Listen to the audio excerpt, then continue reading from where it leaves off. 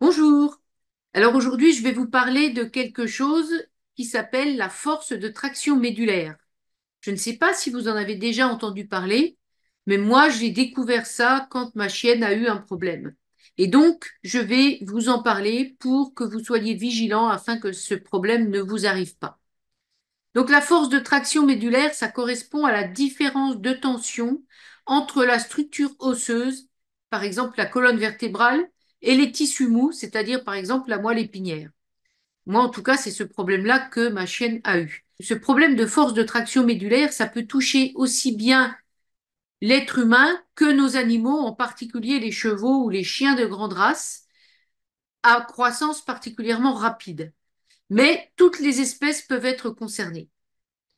Alors, lorsque cette traction est excessive, vous avez des troubles qui apparaissent. Une tension qui est en permanence trop élevée peut entraîner des malformations ou des modifications de courbure, des lésions de dégénérescence nerveuse. Les conséquences lors de la croissance peuvent aboutir à de nombreux symptômes. Vous pouvez avoir des problèmes nerveux tels que de l'apathie ou de l'excitation, des déformations des aplombs, en particulier chez les chevaux, mais aussi chez les autres animaux, et des courbures du dos. La dysplasie de la hanche, par exemple, peut provenir de ça. Ou d'autres problèmes ostéo-articulaires, des boiteries, des douleurs variées. Par rapport à ma chienne, je vais vous expliquer le problème que j'ai constaté et comment j'ai pris connaissance de ce problème de force de traction médulaire. Aujourd'hui, les ostéopathes qui s'intéressent à la force de traction médulaire relèvent de plus en plus de pathologies qui seraient des conséquences d'une force de traction médulaire trop élevée. Quelle en est principalement la cause? Alors, en tout cas, une des raisons identifiables, c'est une alimentation trop riche. Et en particulier pour les chiens, les croquettes chiots de grande race qui sont beaucoup trop énergétiques et qui provoquent une croissance osseuse trop rapide. Alors là, vous avez des personnes comme Catherine Laurent ou Patrick Chen qui vous expliquent ça très bien. Je vous mettrai le lien de leurs articles sous la vidéo. Et c'est un peu l'image du collier de perles dont on essaie de raccourcir le fil. Cette portion de collier de perles, c'est par exemple la colonne vertébrale de l'animal. Le fil qui passe au milieu, qui est plus ou moins élastique, c'est l'équivalent de la moelle.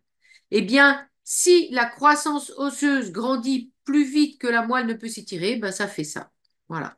Et vous avez des problèmes de colonne vertébrale, des problèmes osseux, parce que la moelle ne parvient pas à s'étirer correctement le long de la colonne vertébrale parce que les vertèbres ont une croissance plus rapide. La moelle n'a pas pu s'étirer au fur et à mesure. Alors, pour éviter une force de traction médulaire excessive, ben, il faut faire intervenir un bon ostéopathe si jamais c'est le cas pour votre animal. Parce que lui, il va justement étendre la colonne vertébrale pour éviter tout un tas de problèmes articulaires et de défauts d'aplomb qui ne feront que s'aggraver avec le temps. Donc, je vous invite à consulter avec vos animaux en croissance à partir de l'âge de 3 mois. Comment j'ai découvert ça? Eh bien, moi, je me suis intéressée depuis très longtemps aux animaux et à tout ce qui touche les animaux, mais je ne connaissais absolument pas, je n'avais jamais entendu parler de ce problème. Et donc, je pense que c'est votre cas certainement aussi. Et c'est pour ça que je tiens vraiment à vous alerter. J'ai eu très peu de chiots, en revanche, parce que je récupère toujours des animaux maltraités ou abandonnés, donc j'ai plutôt eu des adultes. Donc ce problème, je ne l'ai jamais rencontré et je n'y étais pas du tout préparée et je ne connaissais pas, j'avais jamais entendu parler. J'ai eu un chiot en 2017 et ce chiot, j'ai repéré très vite qu'il avait un problème de déplacement. Parce que comme j'ai fait beaucoup d'équitation et que j'ai une grande expérience à ce niveau-là, je repère très facilement quand un animal galope toujours sur le même pied. C'est ce que j'ai constaté chez ma chienne. En plus, elle ne montait jamais les escaliers, elle ne sautait pas. Avec un chiot, on est plutôt content quand c'est le cas parce qu'il faut éviter justement qu'un chiot monte les escaliers, saute, et donc ça me rassurait plutôt qu'elle ne cherche pas à le faire. Mais ça m'étonnait quand même un petit peu. Et donc, ma chienne, c'est une Bosseronne, donc une chienne de grande race à croissance rapide. Et en plus, c'est un grand modèle. Et donc, elle a eu une croissance vraiment rapide. Alors, pour sa croissance, ben moi, j'ai fait confiance à mon vétérinaire et je lui ai acheté les meilleures croquettes vétérinaires pour les chiots de grande race. Je lui ai donné ça parce qu'on m'avait déconseillé de donner une alimentation ménagère en me disant que je risquais de ne pas savoir l'équilibrer et qu'il risquait de manquer de nutriments. Donc voilà, je lui ai donné les croquettes que les vétérinaires m'ont conseillées. Quand je me suis aperçue qu'elle était gênée dans son dos, je l'ai quand même emmené consulter un ostéopathe. Et c'est ainsi que il a décelé ce problème de force de traction médulaire et qui m'a expliqué d'où venait le problème et quelles pouvaient être les conséquences de ce problème si je n'avais rien fait. Et là, j'en suis devenue toute blême parce que ça aurait pu générer notamment des problèmes de dysplasie de la hanche, des problèmes bien entendu de déplacement, de colonne vertébrale, de douleurs articulaires. Et tout ça aurait pu arriver alors que je pensais avoir fait tout ce qui était le mieux pour ma chienne et je ne me serais jamais remise en question parce que je pensais vraiment avoir toutes les connaissances nécessaires pour bien élever mon chiot et puis avoir fait tout ce qu'il y avait de mieux pour qu'elle grandisse dans les meilleures conditions. Et c'est pour ça que je tiens vraiment à vous en informer. Alors maintenant, qu'est-ce que j'ai retenu de tout ça? Parce qu'il est important pour moi de vous le faire savoir. Eh bien déjà, il vaut mieux que nos chiens, enfin nos animaux, soient plutôt un peu trop minces pendant leur croissance qu'un peu trop gros. Et les nourrir avec une alimentation équilibrée, mais pas trop riche, ni en protéines, ni en graisses. Donc il faut surtout éviter toutes les croquettes chiots, en tout cas pour les grandes races, qui sont proposées par les industriels, et ce, quelle que soit la marque achetée chez les vétérinaires ou pas.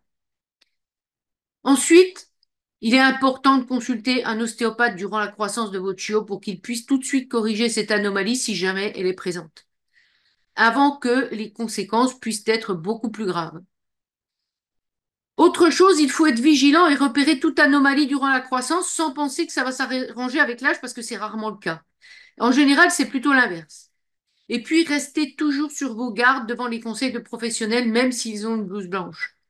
Leurs intérêts ne sont pas toujours les nôtres, ni ceux de nos animaux. Les ventes de croquettes ou d'accessoires représentent une part très importante des recettes chez la plupart des vétérinaires. Et par ailleurs, leur intérêt financier n'est pas forcément en accord avec la bonne santé de nos animaux.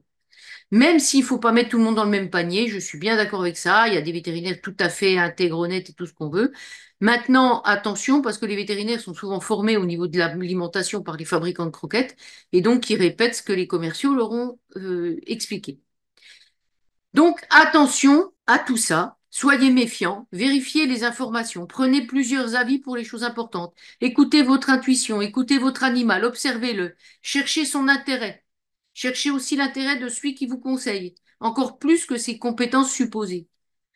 Et normalement, en étant vigilant, en étant à l'écoute de votre animal et en allant consulter les bons professionnels, alors parfois, il faudra peut-être avoir plusieurs avis, mais ça devrait vous éviter ce type de mésaventure et vous permettre d'avoir un animal qui grandit harmonieusement et que vous allez pouvoir garder de nombreuses années en bonne santé. J'espère que cette petite vidéo vous aura aidé et vous aura fait comprendre quelque chose qui est, à mon avis, trop méconnu et trop fréquent. À bientôt!